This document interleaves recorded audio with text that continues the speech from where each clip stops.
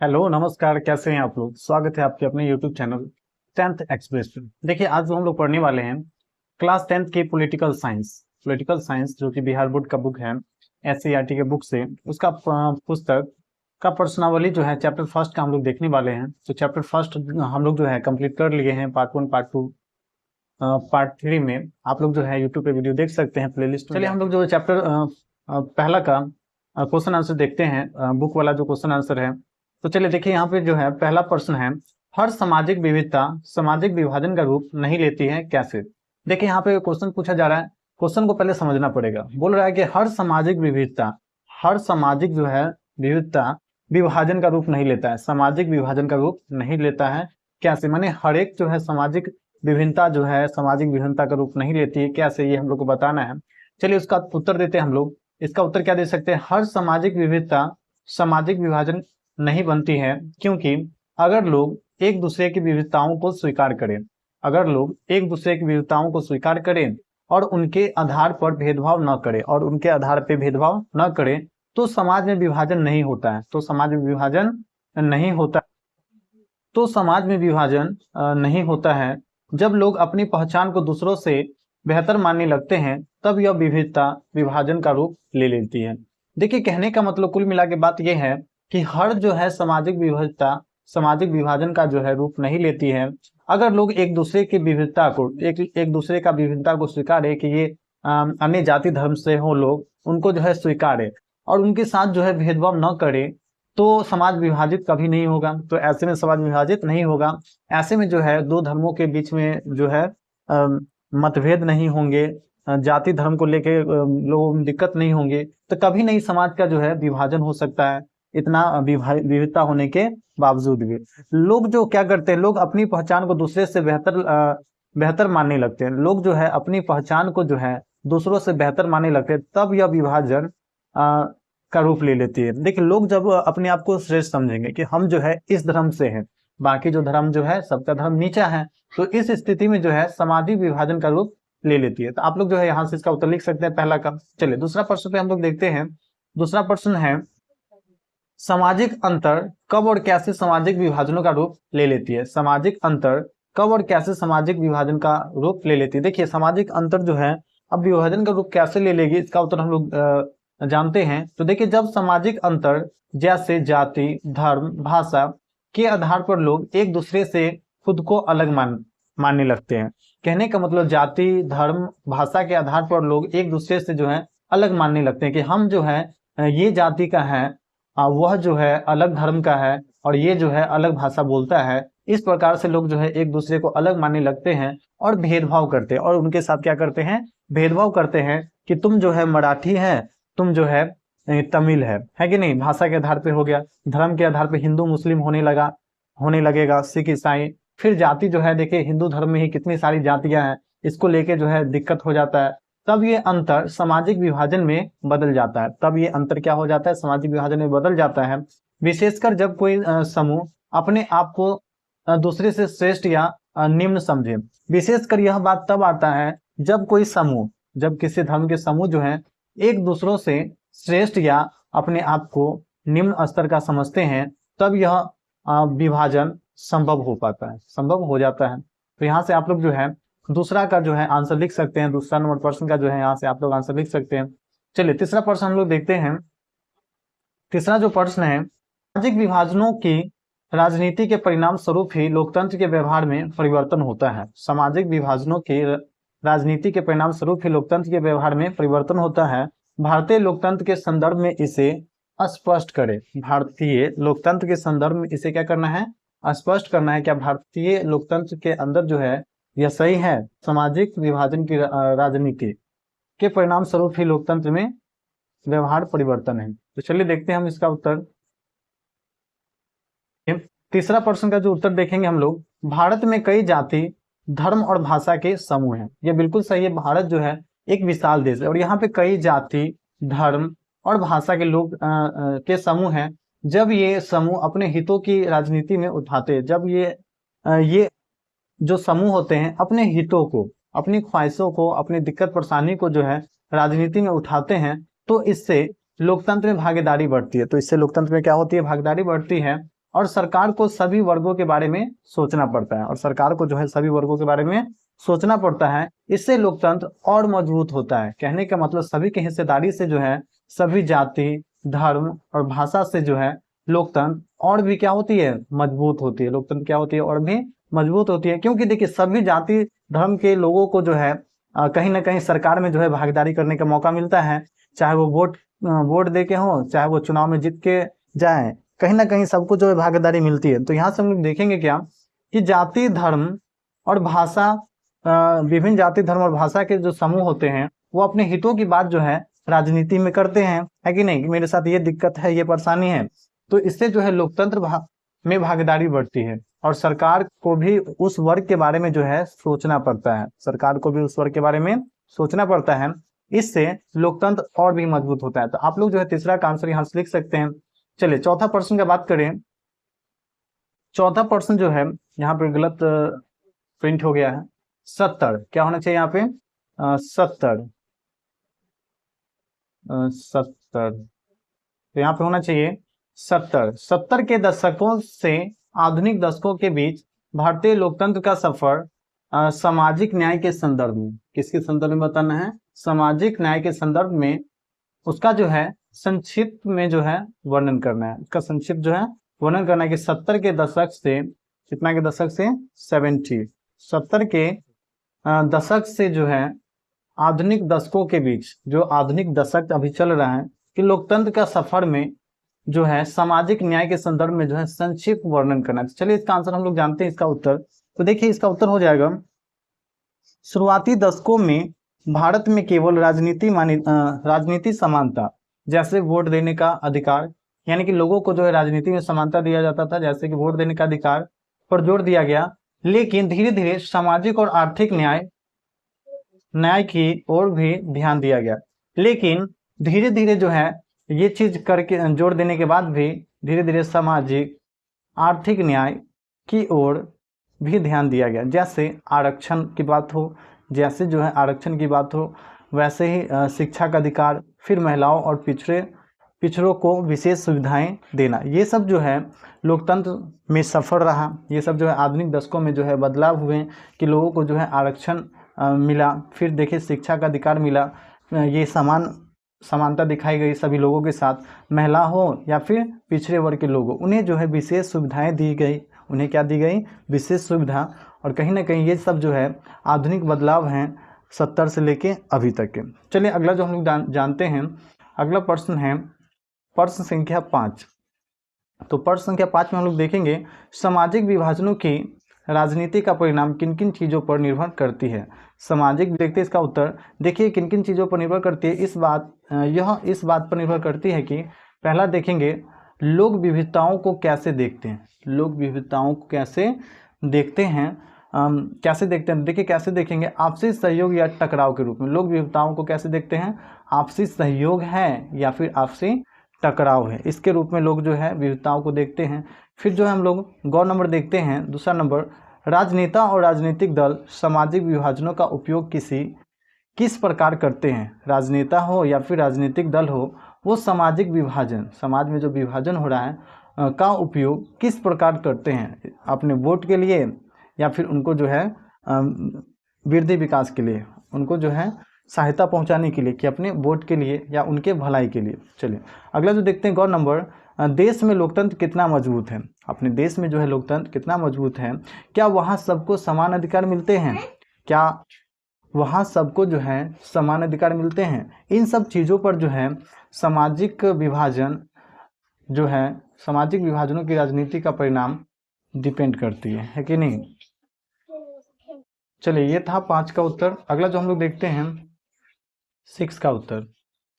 प्रश्न संख्या 6 देखेंगे, सामाजिक विभाजनों को संभालने के संदर्भ में इनमें से कौन सा बयान लोकतांत्रिक व्यवस्था पर लागू नहीं होता है। इनमें से कौन सा बयान जो है लोकतांत्रिक व्यवस्था पर लागू नहीं होता है, ये हमको चुनना है। तो देखिए 4 ऑप्शन था, उसमें से जो है हम सही आंसर ऑप्शन जो है लिखे हैं। तो आप लोग देखिएगा बुक से जो है चारों ऑप्शन में गौर नंबर वाला जो ऑप्शन होगा वो बिल्कुल सही होगा, क्योंकि लोकतंत्र सामाजिक विभाजनों के आधार पर समाज के विघटन की ओर ले जाता है। तो ये जो है बयान व्यवस्था पर लागू नहीं है। कहने का मतलब लोकतंत्र जो है सामाजिक विभाजनों के आधार पर सिर्फ जो है विघटन नहीं होता है, इसका जो है विघटन नहीं होता है, विघटन की ओर नहीं जाता है। यह कथन गलत है, क्योंकि लोकतंत्र का उद्देश्य सबको साथ लेकर चलना है, नहीं कि सबको जो है आपस में तोड़ना है, सबको जो आपस में लड़वाना है, सबको जो है साथ लेकर चलना है। यह कथन बिल्कुल गलत है, ग नंबर। बाकी जो है हम लोग चारों ऑप्शन को देखेंगे तो क ख ग ऑप्शन जो है बिल्कुल सही होगा, जिसमें से जो चुनने के लिए हम लोग को बोल रहा है कि नहीं है, तो नहीं वाला जो है यही ग नंबर का हो जाएगा। चलिए अगला जो हम लोग देखते हैं 7 नंबर प्रश्न।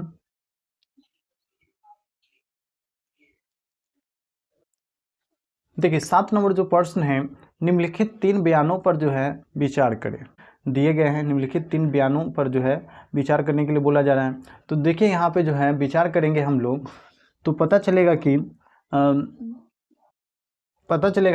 अ नंबर जो ऑप्शन है यानी कि क ख ग, ये जो है बिल्कुल सही होगा।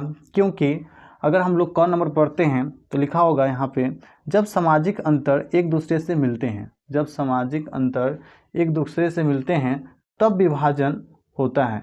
यानी कि जब सामाजिक अंतर एक दूसरे से क्या करते हैं, टकराते हैं, यहाँ पे मिलते नहीं, क्या हो जाएंगे, टकराते हैं, टकराते हैं, तब जो है विभाजन संभव, विभाजन होता है। ये बिल्कुल सही है। जब समाज क्या करेंगे, एक दूसरे से जो है टकराएंगे तो क्या हो जाएगा, सामाजिक विभाजन हो जाएगा। यानी कि क नंबर जो ऑप्शन है वहाँ पे सही है। तो चलिए ये सही। ख नंबर जो हम लोग देखेंगे, एक व्यक्ति कई पहचान हो सकता है, एक व्यक्ति कई पहचान हो सकता है। जैसे हम लोग विचार करके देखें तो वो किसी जाति का हो सकता है, कौन सा धर्म का हो सकता है, किसी धर्म का, फिर कोई और भाषा बोलता होगा आदि, ये सब जो है उसका पहचान हो सकता है। ये बिल्कुल सही है। वहीं बात करें ग नंबर का, तो इसमें जो पड़ेगा, बड़े देशों में सामाजिक विविधता ज़्यादा होती है। जैसे कि भारत जो है विशाल देश है और यहाँ पे जो है अनेक जाति धर्म के लोग रहते हैं, तो यहाँ पे जो है विभाजन की संभावना भी होती है। तो ये तीनों ऑप्शन जो है सही हो जाएगा। इस पे जो हम लोग को विचार करना था तीनों बयान पे, तो विचार हम लोग जो है कर लिए हैं, और इन बयानों में से जो है कौन सा सही है ये भी चुनना था। तो सही बयान जो हो जाएगा क ख ग, ये तीनों बयान जो है बिल्कुल सही है। चलिए अब जो हम लोग देखते हैं 8 नंबर प्रश्न।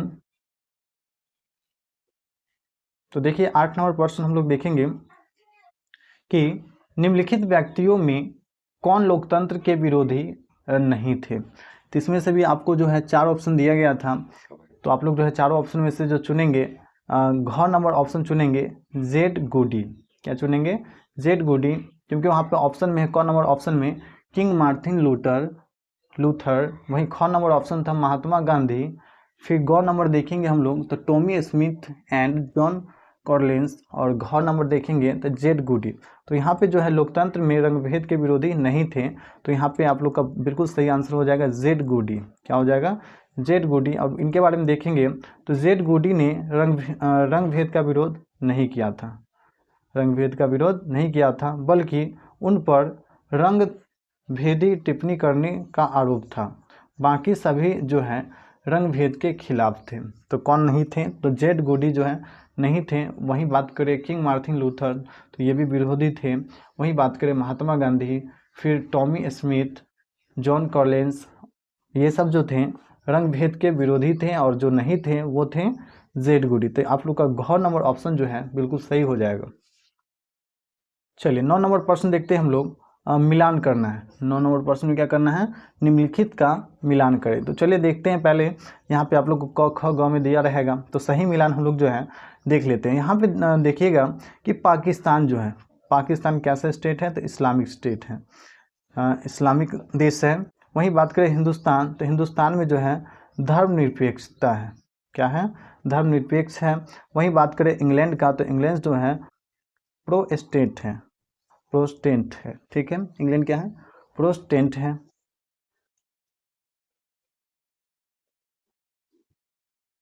तो इंग्लैंड क्या है, प्रोटेस्टेंट है, इंग्लैंड क्या है, प्रोटेस्टेंट है। चलिए तो इसका सही मिलान जो है यहाँ पे उत्तर में दिया गया है, आप लोग जो है यहाँ से टिक कर लेंगे। वही चीज़ है सही मिलान, वहाँ पे जो है बुक वाला दिया गया था। देखिए पाकिस्तान जो है इस्लाम में मिला देंगे, वहीं हिंदुस्तान को धर्मनिरपेक्ष में, यानी क को ब में और ख को अ में। वहीं बात करें ग को, तो इसको जो है 100 में मिला देंगे।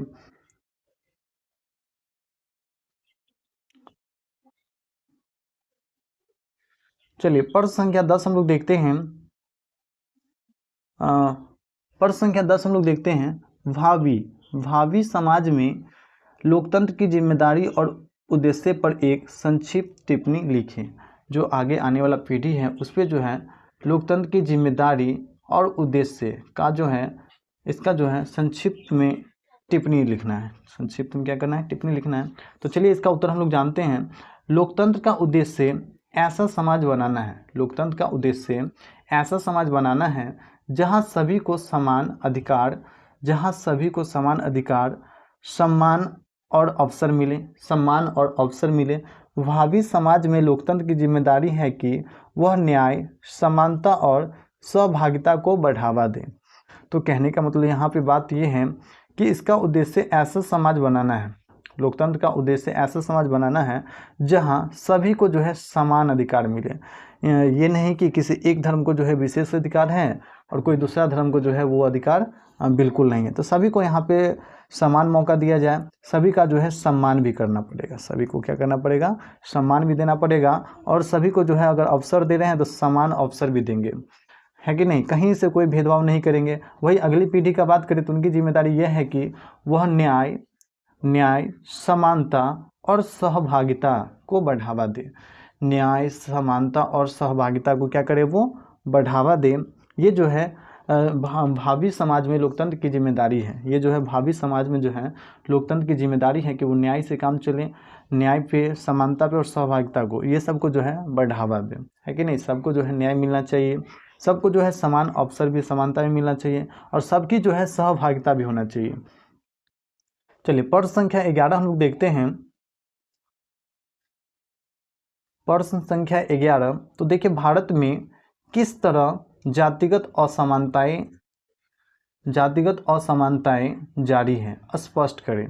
तो भारत में किस तरह जो है जातिगत असमानताएं जो है जारी है, स्पष्ट करना है। तो देखिए इसका उत्तर जानते हैं हम लोग। भारत में आज भी ऊंची और नीची जाति के आधार पर भेदभाव किया जाता है। देखिए ये कहीं ना कहीं बिल्कुल सही है कि भारत में आज भी जो है लोग जाति को जो है ज़्यादा सपोर्ट करते हैं कि नहीं। जैसे कि इसमें ऊंची और नीची जाति के आधार पर जो है लोगों के साथ भेदभाव किया जाता है। चलिए ऊंची जाति का तो उतना नहीं है, लेकिन जो नीची जाति का है उनके साथ जो है कहीं ना कहीं बहुत ज़्यादा जो है भेदभाव किया जाता है।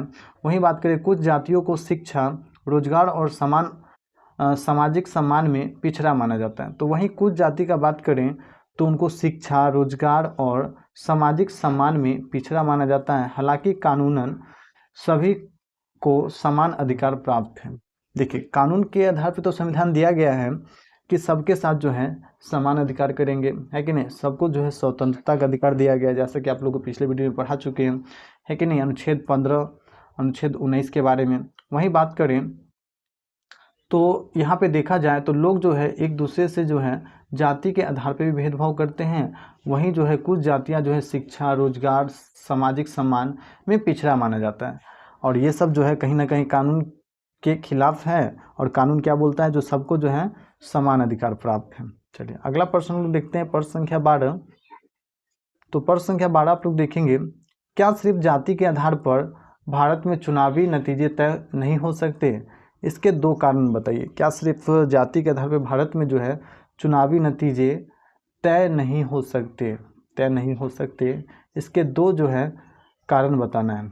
कौन से 2 कारण हैं जिससे जो है भारत में चुनावी नतीजे जो हैं तय नहीं हो सकते सिर्फ जाति के आधार पर? तो चलिए पहला जो हम लोग देख लेते हैं, हाँ नहीं हो सकते। क्यों?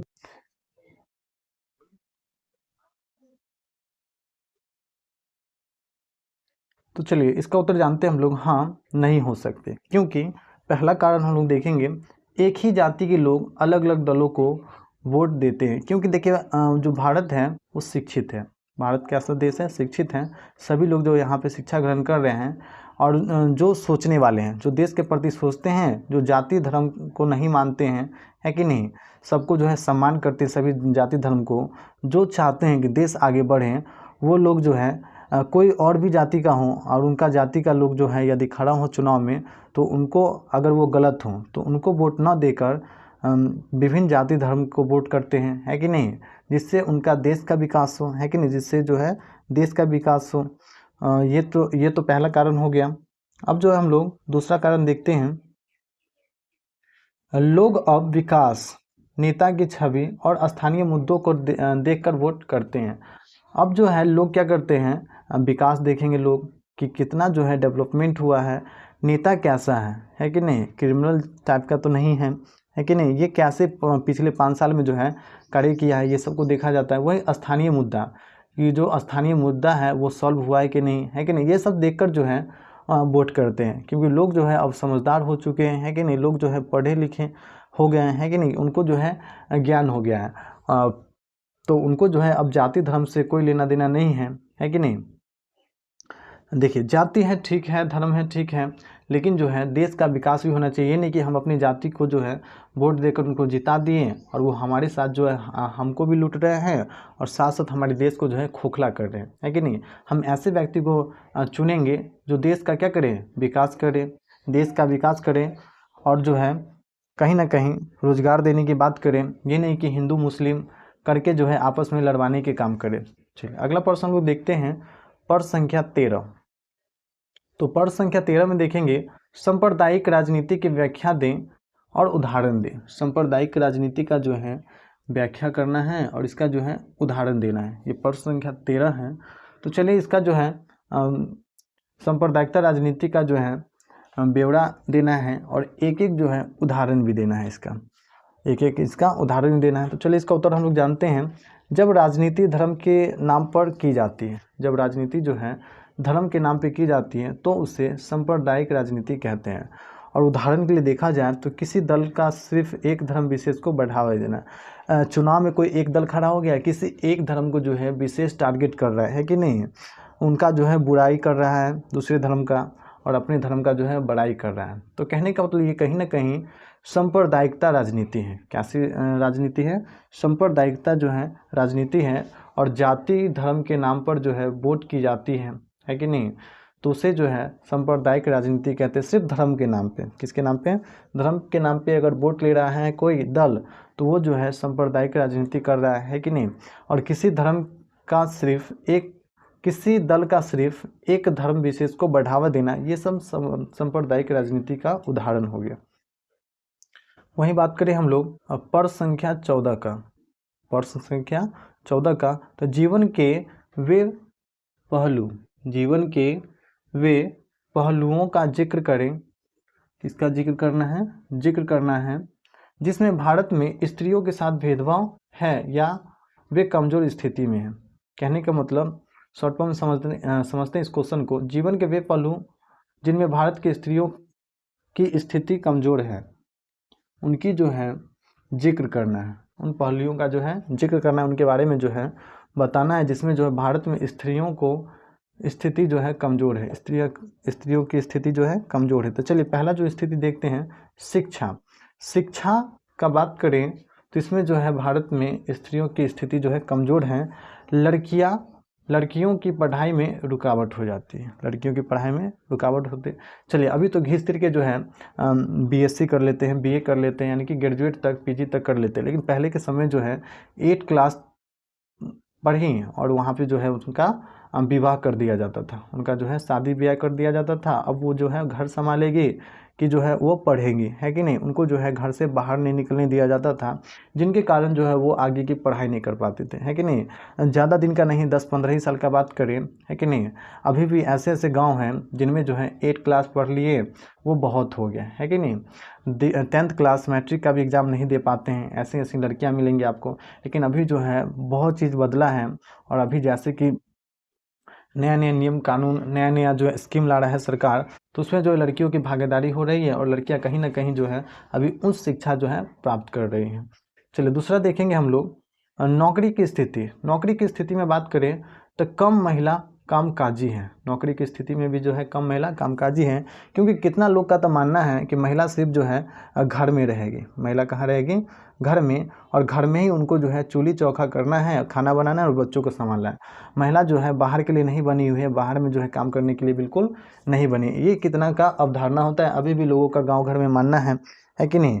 यदि पत्नी जो है नौकरी कर ली तो पति पे भी उंगली उठता है कि नहीं, कि कैसा पति है कि महिला से जो है नौकरी करवा रहा है। ये सब स्थिति कहीं ना कहीं मानसिकता बनी हुई है। इस कारण जो है हस्बैंड भी जो होते हैं वाइफ का जो है नौकरी छुड़वा देते हैं, है कि नहीं, जिससे जो है घर का स्थिति कहीं ना कहीं गड़बड़ा जाता है। एक आदमी पे तो घर चलता नहीं है कि नहीं? तो ये सब जो है दिक्कत परेशानी है, ये सब स्थिति जो है खराब है। तो समाज का काम क्या है? सिर्फ कहना, है कि नहीं?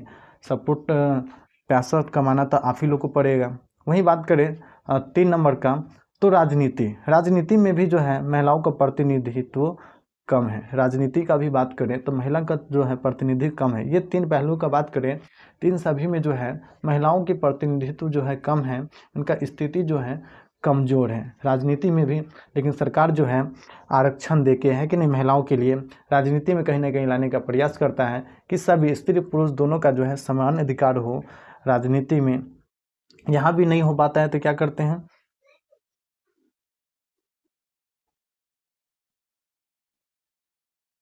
चलिए प्रश्न संख्या 15 हम लोग देखते हैं, भारत की विधायिकाओं में महिलाओं के प्रतिनिधित्व की स्थिति क्या है? भारत की विधायिकाओं में महिलाओं के प्रतिनिधित्व की स्थिति क्या है, ये बताना है। तो चलिए इसका आंसर हम लोग देखते हैं, इसका उत्तर हम लोग देखते हैं प्रश्न संख्या 15 का। प्रश्न संख्या 15 का देखिए, बहुत कम महिलाएं संसद और विधानसभा में चुनी जाती है। क्योंकि महिला का जो है राजनीति में चुनाव में भागीदारी नहीं होती है, तो कम महिलाएं जो हैं सांसद या विधानसभा में चुनी जाती हैं। लोकसभा में महिलाओं की संख्या जो है 15% से भी कम है, 15% से भी कम है। लोकसभाओं में महिलाओं की बात करें तो वो 15% से भी जो है ये बिल्कुल कम है। तो यहाँ से आप लोग 15 का उत्तर लिख सकते हैं। वहीं बात करें प्रश्न संख्या 16 का हम लोग, तो भारत को धर्मनिरपेक्ष देश बनाने वाली दो प्रमुख बातें जो है बताना है। दो प्रमुख बातें जो है बताना है। तो भारत को जो है धर्मनिरपेक्ष देश कौन से 2 बात जो है बनाता है, इसको जो हम लोग देखेंगे। तो देखिए इसका उत्तर जानेंगे पहला का, तो सरकार किसी धर्म को अपना धर्म नहीं मानती। पहला तो फर्स्ट बात है, जो धर्मनिरपेक्ष देश होगा उसमें जो है सरकार का काम है कि किसी धर्म को अपना धर्म नहीं मानती, है कि नहीं। जितना धर्म है देश के अंदर सभी को मानना पड़ेगा, सभी का जो है सम्मान करना पड़ेगा। वहीं दूसरा बात करें, सभी धर्मों को समान अधिकार और सम्मान दिया जाए, और जितना धर्म है भारत में सभी को जो है समान अधिकार और सम्मान दिया जाए। तो ये सब बातें जो है भारत को एक धर्मनिरपेक्ष राज्य बनाती है कि नहीं। और यही प्रश्न भी पूछा जा रहा है, आप लोग बुक में प्रश्न देख सकते हैं। प्रश्न संख्या 16, किसी 2 प्रावधानों का जिक्र करना था जो भारत को धर्मनिरपेक्ष देश बनाता है। तो आप लोग प्रावधान देख लिए हैं कि पहला तो बात हो गया यहाँ पे, सरकार किसी धर्म को अपना धर्म नहीं मानती, और वही बात करें सभी को समान अधिकार और सम्मान दिया जाता है। इस कारण से जो है भारत एक धर्मनिरपेक्ष देश है। तो आप लोग यहाँ से 16 का लिख लेंगे उत्तर। वहीं बात करें प्रश्न संख्या 17 का, तो यहाँ से आप लोग देखेंगे बुक में प्रश्न देखेंगे आप लोग मिलेगा, जब हम लैंगिक विभाजन की बात करते हैं तो हमारा अभिप्राय होता है। और यहाँ पे बात करेंगे हम लोग लैंगिक विभाजन की बात करते हैं तो हमारा अभिप्राय होता है, क्या होता है। तो यहाँ पे हमको चारों ऑप्शन से हम लोग को जो है एक चूज करना है। तो पहला ऑप्शन हम लोग देखेंगे, स्त्री और पुरुष के बीच जैविक अंतर। तो ये जो है बिल्कुल सही हो जाएगा। ये चारों ऑप्शन में से स्त्री और पुरुष के बीच जो है सामाजिक और सांस्कृतिक अंतर न कि केवल जैविक अंतर, न कि केवल जैविक अंतर, ये सब जो है लैंगिक विभाजन की बात करते हैं तो उनके जो है स्त्री और पुरुष पे लैंगिक विभाजन का अर्थ क्या निकलता है, स्त्री और पुरुष यानी कि लिंग के आधार पर जब लोगों के साथ भेदभाव किया जाता है तो उसे क्या कहते हैं, लैंगिक विभाजन कहते हैं। तो इसका जो है कौन नंबर ऑप्शन बिल्कुल सही हो जाएगा, स्त्री और पुरुष के बीच जैविक अंतर, स्त्री और पुरुष के बीच जो है जैविक अंतर।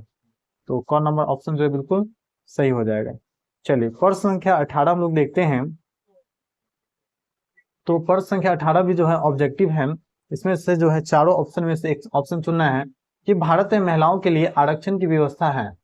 तो देखेंगे इसमें बुक में जो आप लोग का ऑप्शन दिया हुआ है, पहला जो क है लोकसभा, या ख नंबर विधानसभा, या बात करें ग नंबर मंत्रिमंडल, या घ नंबर पंचायती राज संस्थाएं। तो देखिए घ नंबर ऑप्शन जो है बिल्कुल सही हो जाएगा। पंचायती राज संस्थाओं में जो है महिलाओं की आरक्षण की व्यवस्था की गई है, और पंचायतों में महिलाओं के लिए 33% जो है सीटें आरक्षित होते हैं। महिलाओं के लिए कितना प्रतिशत सीट जो आरक्षित होती है? 33%। तो पंचायती राज संस्थाओं में जो है महिलाओं के लिए सीटें जो है आरक्षित होते हैं। क्या होती हैं? आरक्षित होती हैं। चलिए प्रश्न संख्या 19 का बात करें। प्रश्न संख्या 19 का बात करें तो सांप्रदायिक राजनीति किस पर आधारित है? सांप्रदायिक राजनीति जो है किस पर आधारित है? तो ये भी जो है ऑब्जेक्टिव प्रश्न है। इसका जो है और नंबर ऑप्शन आप लोग देखिएगा तो एक धर्म दूसरे से श्रेष्ठ है। वहीं आप लोग ब नंबर ऑप्शन देखिएगा तो विभिन्न धर्मों के लोग समान नागरिक के रूप में उसी सुखी साथ रहते हैं। वही 100 नंबर बात करें तो एक धर्म के अनुयायी एक समुदाय बनाते हैं। वहीं 2 नंबर ऑप्शन की बात करें तो एक धार्मिक समूह का प्रभुत्व बाकी सभी धर्मों पर कायम रहने में शासन की शक्ति का प्रयोग नहीं करती है। तो हम लोग को जो चुनना है राजनीति, सांप्रदायिकता राजनीति किस पर आधारित है? सांप्रदायिकता राजनीति जो है किस पे राजनीति है? तो सांप्रदायिकता कहने का मतलब ऐसी भावना जिसमें लोग एक धर्म को जो है दूसरे धर्म से श्रेष्ठ समझते हैं, यानी कि मेरा धर्म श्रेष्ठ है, बाकी का धर्म क्या है? हमसे जो है नीचा है, उनका धर्म का जो है कोई वैल्यू नहीं है। सांप्रदायिकता यही बोलता है कि नहीं? और सांप्रदायिक सोच यह मानती है कि धर्म जो है एक धर्म बाकी धर्मों से क्या है? बेहतर है, और उसे शासन में विशेष अधिकार मिलना चाहिए। तो आप लोग जो है और नंबर ऑप्शन जो है आप लोग का बिल्कुल सही हो जाएगा। तो 19 नंबर प्रश्न क्या था? ऑब्जेक्टिव था, चारों में से ऑप्शन चुनना था। तो ए नंबर ऑप्शन जो है और नंबर ऑप्शन जो है बिल्कुल सही हो जाएगा कि सांप्रदायिकता राजनीति जो है एक धर्म दूसरे धर्म से श्रेष्ठ है। चलिए 20 नंबर प्रश्न का बात करें तो ये भी जो है ऑब्जेक्टिव प्रश्न है। इसमें भी जो है 4 ऑप्शन दिए गए हैं, चारों ऑप्शन में से एक ऑप्शन को चुनना है। तो चलिए पहला ऑप्शन हम लोग देखते हैं। पहले क्वेश्चन पढ़ते हैं 20 नंबर प्रश्न। भारतीय संविधान के बारे में इनमें से कौन सा कथन सही है? भारतीय संविधान के बारे में जो है इनमें से कौन सा कथन जो है सही है? तो चलिए ऑप्शन पढ़ते हैं हम लोग। यह धर्म के आधार पर भेदभाव को मनाही करता है। वहीं दूसरा ऑप्शन की बात करें तो यह एक धर्म को राजकीय धर्म मानता है। वहीं ग नंबर का बात करें तो सभी लोगों को कोई भी धर्म मानने की आजादी देता है। या घ नंबर बात करें तो किसी धार्मिक समुदाय में सभी नागरिकों को बराबरी का अधिकार देता है। तो भारतीय संविधान के बारे में इनमें से कौन सा कथन सही है? तो आप लोग का जो सही उत्तर हो जाएगा, आप लोग का जो सही उत्तर हो जाएगा इसका, तो आप लोग का सही उत्तर हो जाएगा सभी लोगों को कोई भी धर्म मानने की आजादी है। यानी कि बुक का देखेंगे बात करें तो ग नंबर ऑप्शन जो है सही हो जाएगा। ग नंबर ऑप्शन जो है सही हो जाएगा। सभी लोगों को कोई भी धर्म मानने की जो है आजादी है। वहीं बात करें क नंबर ऑप्शन का तो यह धर्म के आधार पर भेदभाव की मनाही करता है। धर्म के आधार पर भेदभाव को जो है मनाही करता है। वहीं ख नंबर बात करें तो एक धर्म को राजकीय धर्म बनाता है। सभी लोगों को कोई भी धर्म मानने की आजादी देता है। तो ये बिल्कुल सही हो जाएगा। सभी लोगों को जो है क्या करता है? कोई भी धर्म मानने की जो है आजादी देता है भारतीय संविधान। तो ग नंबर ऑप्शन जो है बिल्कुल सही हो जाएगा इसका उत्तर। चलिए प्रश्न संख्या 21 हम लोग देखते हैं। प्रश्न संख्या 21, इसमें जो है खाली जगह दिया गया है। इसमें जो है खाली जगह दिया गया है और बोल रहा है खाली जगह यानी कि रिक्त स्थान को भरना है। इनकी डॉट डॉट पर आधारित विभाजन सिर्फ भारत में है। यानी कि किस पे जो है आप लोग को थोड़ा ध्यान से पढ़ना है, किस पर जो है आधारित विभाजन सिर्फ भारत में है। तो देखिए भारत में जो है जाति व्यवस्था बहुत ज्यादा लेवल पे है कि नहीं? लोग जाति को जो है बहुत ज्यादा सपोर्ट करते हैं, अपने जाति में ही क्या करते हैं, शादी ब्याह करते हैं, है कि नहीं, अपने जाति के लोग को खोजते हैं, चाहे वो राजनीति का बात करें, यानी कि कहीं भी उनका जाति का मिल गया, उनके पक्ष में बोलना स्टार्ट हो गया। तो चलिए यहाँ पे हम लोग क्या भर देंगे, जाति। यहाँ पे हम लोग क्या भर देंगे, जाति। भारत में जाति पर आधारित सामाजिक और राजनीतिक विभाजन बहुत प्रमुख है। यहाँ पे जाति को लेकर जो है बहुत विभाजन है। बात समझ में आ रहा है आप लोग को। वही हम लोग प्रश्न संख्या 22 का देखेंगे, और ये लास्ट क्वेश्चन भी हम लोग का होने वाला है चैप्टर फर्स्ट का। तो चलिए पढ़ते हैं हम लोग प्रश्न संख्या 22। सूची फर्स्ट और सूची सेकंड का मिलान करना है। तो पहला सूची और दूसरा सूची का क्या करना है, मिलान करना है। देखिए पहला ऑप्शन, पहला जो है हम लोग पढ़ेंगे, पहला प्रश्न, अधिकारों और अवसरों में स्त्री और पुरुष की बराबरी मानने वाला व्यक्ति। तो कहने का मतलब अधिकारों में और अवसरों में स्त्री और पुरुष को बराबर समान जो है अधिकार दिलाने वाला जो व्यक्ति होगा, तो क्या होगा, तो नारीवाद होगा। कैसा होगा, नारीवाद, यानी कि नारी को पक्ष में बात करने वाला नारीवाद हो गया, यानी कि दोनों को बराबर दर्जा दिया जाए, नारी को भी और पुरुष को भी।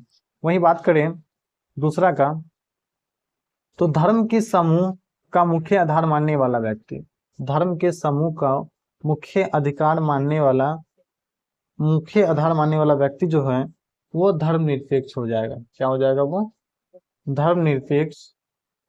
वही बात करें 3 नंबर ऑप्शन का, तो जाति, 3 नंबर का, तो जाति का मुख्य आधार मानने वाला व्यक्ति जो हो जाएगा जातिवाद। तो जाति को लेके जो चलेगा वो क्या हो जाएगा, जातिवाद। और लास्ट हम लोग देखते हैं 4 नंबर, तो व्यक्तियों के बीच धार्मिक आस्था पर भेदभाव करने वाला व्यक्ति। तो व्यक्तियों के बीच जो है धर्म को लेकर जो है टिप्पणी करने वाला, भेदभाव करने वाला व्यक्ति जो है वो क्या कहलाता है, तो वो कहलाता है आप लोग का धर्मनिरपेक्ष।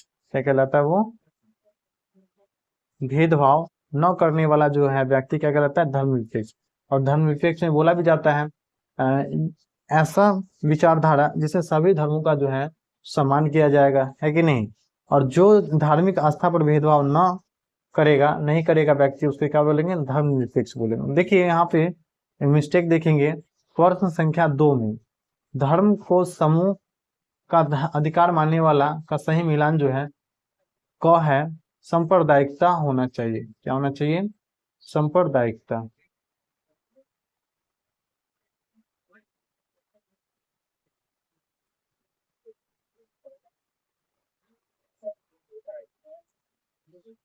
लेकिन हम लोग बात करेंगे सूची में ऐसा विकल्प नहीं, इसलिए संभवतः सूची में प्रिंटिंग के जो है त्रुटि है, प्रिंटिंग है, गलत है। तो हम लोग जो है ऑप्शन के अकॉर्डिंग जो है यहाँ पे मिला लिए हैं, क्योंकि बुक में ही प्रिंटिंग में कुछ दिक्कत है। तो चलिए उम्मीद करते हैं आप लोग को जो है इस क्वेश्चन आंसर चैप्टर 1 का जो है समझ में आया होगा। आप लोग को जो है आज का क्लास कैसा लगा, आप लोग जो है कमेंट करना ना भूलें। वहीं हमारी जो है वीडियो को लाइक करें और चैनल को सब्सक्राइब करें। तो आज हम लोग जो जाने चैप्टर फर्स्ट, पॉलिटिकल साइंस का चैप्टर फर्स्ट का क्वेश्चन आंसर जो बुक का जितना था, जो कि आप लोग को SCERT के बुक से था, SCERT के जो है बुक से था। तो इससे हम लोग जो है क्वेश्चन आंसर जाने हैं आज के क्लास में। तो आप लोग को अच्छा लगा हो तो वीडियो को जो है लाइक करें। आज के लिए इतना ही, मिलते हैं आप लोग से अगले वीडियो में, तब तक के लिए इतना ही।